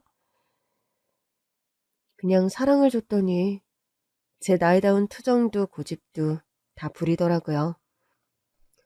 아이를 겨우 재우고 남편과 맥주 한 캔 하는 시간이 어찌나 행복하던지요. 아, 이제 좀 살 것 같다. 미안, 내가 좀 늦었지. 당신 말이야, 요즘 야근이 너무 잦은 것 같아. 어? 아니야, 일이 진짜 많아서 그래. 전에 우리 첫째 태어났을 때는 어떻게든 퇴근 전에 일 마치고 오고 그랬던 것 같은데? 그랬지. 그건 얌전히 누워있는 아기였을 때. 아, 여보, 나 진짜 힘들단 말이야. 제 에너지가 얼마나 많은 줄 알아? 당신이 와서 몸으로 놀아주고 그래야지. 여보, 나도 늙었어. 아, 당신만 늙었어? 나도 늦가게 엄마 하느라 체력이 부족하다고. 헬스 끊어줄까? 체력을 좀 기르면 낫지 않겠어? 얼씨구. 그래서 나더러 체력 길러서 계속 독박 육아하라 이거야? 어? 아니, 그런 건 아닌데. 당신 너무해. 아, 미안해. 근데 나 진짜 바빠. 나 차장됐잖아. 책임지고 처리해야 하는 일도 많고. 그래서 정신이 하나도 없어. 아, 맞다. 당신 차장됐지. 내가 훨씬 더 많은 월급을 갖다 주는데도 관심도 없지? 아유 때문에 정신이 없어서 그래. 애가 에너지가 어찌나 많은지. 오늘도 유치원에서 넘어져서 다쳐왔어. 어? 어디? 이따 가서 봐봐. 이마가 제대로 깨져서 왔어. 뭐? 아이, 치. 나는 애 깰까봐 안 봤지. 잠깐만. 아이의 상처를 보고 온 남편은 경악했습니다. 아니지, 이 정도면 선생님이 관리를 너무 안 해주신 거 아니야? 여보, 우리 애는 그렇게 책임을 돌릴 수가 없는 애야. 유치원에서 받아주는 게 감사할 정도라고. 아니, 뭐, 애들이 다 그렇지 뭐. 뛰어놀아야 할 때잖아. 당신도 같이 놀아주다가 도망가면서 뭘. 그건 그렇지만, 그래도 이마 흉터 남으면 어떡하지? 흉터 안 남게 해야지. 남편은 내 눈치를 살피더니 물었어요. 다음 주 주말에 놀러 갈까? 그러나 저에게 필요한 건 혼자 있는 휴식 시간이었어요. 당신이 데리고 부자여행 다녀와. 당신은 나 좀 쉬게 해줄래? 나도 좀 혼자 있자. 결국 그 다음 주 남편이 아들을 데리고 부자여행을 갔어요. 아들은 출발 전부터 집안을 20바퀴 뛰다가 아빠였기에 들쳐 엎혀진 채 나갔고 비로소 집안에 평화가 찾아온 것 같았습니다. 오랜만에 어릴 때부터 한 동네에서 자란 친한 친구와 만나 점심도 먹었어요. 너 얼굴 너무 좋아 보인다. 그래? 애 키우느라 관리라곤 하나도 못했는데. 그래도 너 아들 보냈을 때 생각하면 지금은 활력이 넘친다 얘. 입양 잘했다. 나도 그렇게 생각해. 이제야 내 삶을 되찾은 것 같기도 하고. 맞아, 정말 그런 것 같아. 먼저 보낸 아들이랑 나이들 똑같잖아. 음, 그래서 때때로 우리 아들 생각도 많이 나. 우리 아들도 같이 있었으면 둘이 티격태격 잘 자랐겠구나 싶기도 하고. 어머, 아들이 있었어도 입양했을 것 같아? 만날 기회가 있었을진 모르겠지만 만났다면 했을 것 같은데? 정말? 응, 내가 난임이라 아기 하나 더 낳는 건 어려웠을 거 아니야. 근데 둘은 낳고 싶었거든. 어머, 지금 아들이랑 너는 진짜 인연인가 보다. 음, 그래도 육아의 길은 멀고도 험하다. 난 일찍 나와서 다 키워놨더니 너무 편하다, 야. 야, 너무 부럽다. 나는 언제 자유로웠니? 근데 왜 자꾸 휴대폰을 봐? 어? 아니, 우리 남편이 애를 혼자 본 적이 없잖아. 혹시 뭐 몰라서 연락 올까 봐. 아이고, 잘도 떼놓겠다. 어쩔 수가 없어. 뭘 할 줄 알아야지. 애 이마에 연고도 제 시간에 잘 발라줘야 하는데. 하여튼, 아유, 못 말려. 애 없었으면 어쩔 뻔했어? 모르겠어. 나는 그냥 엄마로 사는 게 운명이었던 것 같아. 엄마가 아닌 내 삶을 상상할 수가 없어. 그래서 첫째 먼저 보내고 세상을 잃은 것 같았나 봐. 맞아. 넌 어릴 때부터 소꿉놀이를 해도 엄마만 했었어. 그런 네가 15년 만에 임신 성공하고 아들 낳는 거 보면서 우리가 진짜 인간 승리라고 했었는데 삶이 참 한치 앞을 알 수가 없더라. 그러니까 근데 또 결국 엄마로 살고 있잖아. 아픔을 경험해서 그런지 엄마로 사는 이 시간이 더 소중해. 우리끼리도 네가 입양한다고 했을 때 넌 잘 키울 거라고 생각했어. 잘했다 싶더라고. 정말? 넌 사랑이 많아서 뭐라도 키워야 한다고 생각했거든. 하다못해 강아지라도 키워야 한다고 했지. 안 그래도 우리 애가 강아지 키우고 싶다고 난린데. 아직은 애 때문에 정신이 없어서 엄두도 못 내고 있어.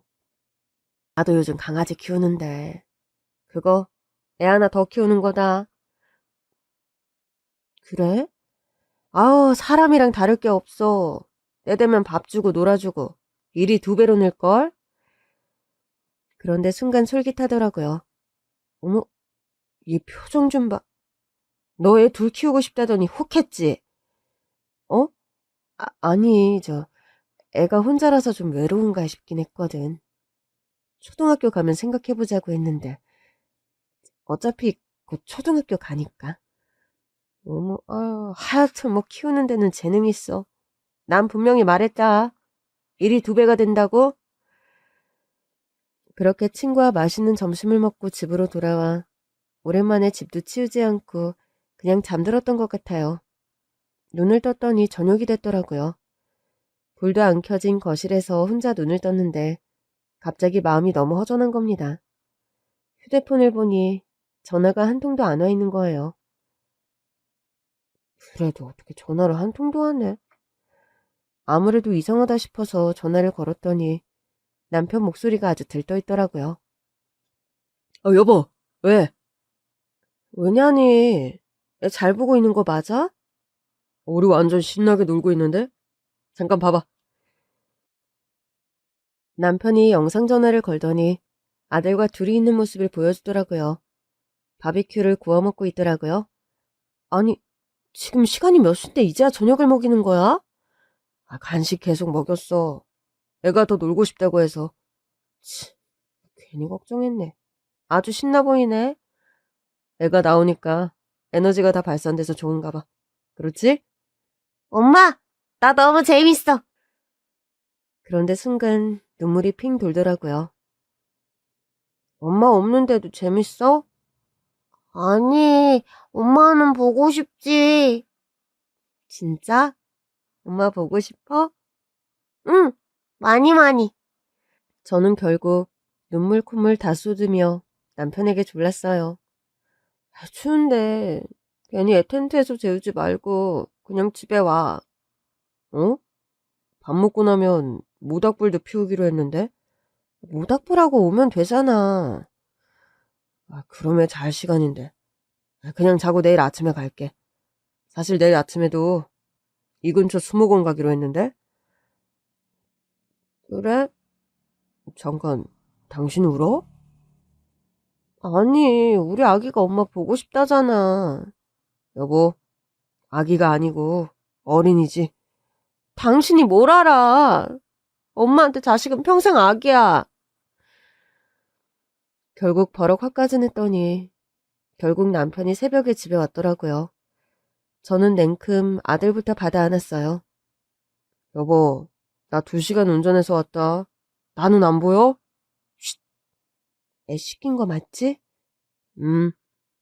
거기 샤워장에 운수 나왔어? 아, 그럼 내가 설마 찬물로 씻겼겠어? 이마에 연고는? 아, 맞다. 아, 이럴 줄 알았어. 제 시간에 발라주라니까. 그렇게 한바탕 잔소리를 퍼붓고 애를 눕히고 나오니 남편이 입이 대빨 나와 있더라고요. 당신 안 피곤해? 왜 그렇게 덩그러니 앉아있어? 아니, 당신이 하도 울고불고 해서 왔는데 나는 쳐다도 안 보잖아. 그래서 삐쳤어? 당신은 아들만 보고 싶었어? 아니, 그게 처음으로 떼어놓는 거라 마음이 안 편했나 봐. 언제는 데리고 좀 나가달라더니. 덕분에 충분히 쉬었어. 고마워. 그래? 응. 내일은 셋이 식물원이라도 가자. 집에서 편히 쉬고 오후에 가면 되잖아. 알겠어. 시간이 늦어서 맥주 한 캔 하기도 좀 그렇고. 한 캔 하고 잘까? 그럴까? 애도 자니까. 겨우 남편을 달랬다는 거 아니겠어요. 아이에 대한 제 사랑이 커질수록 남편도 은근히 질투가 늘더라고요. 그럼에도 남편도 그 여행을 통해 2번째 아들에 대한 이해와 애정이 커진 것 같았어요. 다음날같이 식물원에 갔는데 늘 제 손을 잡고 다니던 아들이 아빠 손을 잡고 다니더라고요. 집으로 돌아오는 길 아이가 차에 타자마자 잠들더라고요. 그래서 남편과 대화를 하며 왔죠. 두 부자가 아주 친해졌네. 우리 원래 친했어. 어이구, 그러셔? 어제 바비큐 파티 하는데 우리 첫째 생각나더라. 나도 자주 생각해. 같이 있으면 참 좋았겠다 싶어서. 그러니까. 그나저나 애가 생일 선물로 강아지 키우고 싶다고 하던데? 어머, 내가 초등학교 올라간 다음에 생각해보자고 했는데 그새 아빠한테 말했어? 초등학교 곧 갈 텐데 그냥 한 마리 키우게 해줘. 키우면 그 뒤치다거리는 내가 다 해야 할 텐데 애가 다 하게 해야지. 어떻게? 생명에 대한 책임감도 배우고 아이한테 좋을 수도 있어. 그런가? 그럼 물론 뒤치다거리는 좀 해줘야겠지. 애가 애를 키우는 거니까. 근데 그러다 강아지가 수명이 다 돼서 무지개 다리 건너면? 그것도 배워야지. 생명이 닿으면 우리 다 하늘나라로 가는 거니까. 그래도 너무 어릴 때 알게 되면 충격적이지 않을까? 어른도 이렇게 힘든데. 강아지 수명이 꽤 길어졌잖아. 그쯤이면 우리 아들도 20살이 됐을걸? 어머, 그러네? 아주 평생 애인 줄 알지? 내 눈에는 그렇겠지. 하긴 인생을 살면서 우리가 받아들여야 하는 것 중 하나긴 하지. 맞아. 그러니까 우리가 그것도 잘 가르쳐야지. 응? 그래도 애초에 나랑 약속한 대로 강아지는 초등학교 입학하고 데리고 오자. 아직은 생명을 키우기엔 너무 어린 것 같아. 그래. 당신이 그렇다면 나도 따라야지. 그리고 얼마 전 우리의 2번째 아들이 초등학교에 입학했어요. 입학하는 모습을 보는데 먼저 보낸 아들이 초등학교에 들어가는 걸 보는 것처럼 마음이 찡하더라고요. 아이가 조금 더 자라면 먼저 보낸 아들 이야기도 해주려고요. 너희 형제라고 소개해줘야죠. 그러나 둘째는 우리에게 첫째 대신은 아니에요. 이제는 마치 둘 중에 하나이를 먼저 보낸 것 같은 기분도 들어요. 둘째는 첫째보다 더 쾌활하고 활달한 성향을 지닌 아이인 것 같아요. 그런데 그 성향이 우리 남편을 닮았더라고요. 첫 부자 여행 이후 남편은 종종 아들을 데리고 캠핑하러 다닙니다. 둘이 죽이 아주 잘 맞더라고요. 저도 이제 좀 적응이 돼서 아들과 남편이 없는 시간도 자유롭게 잘 보내요. 요즘도 자주 먼저 보는 아이도 생각해요.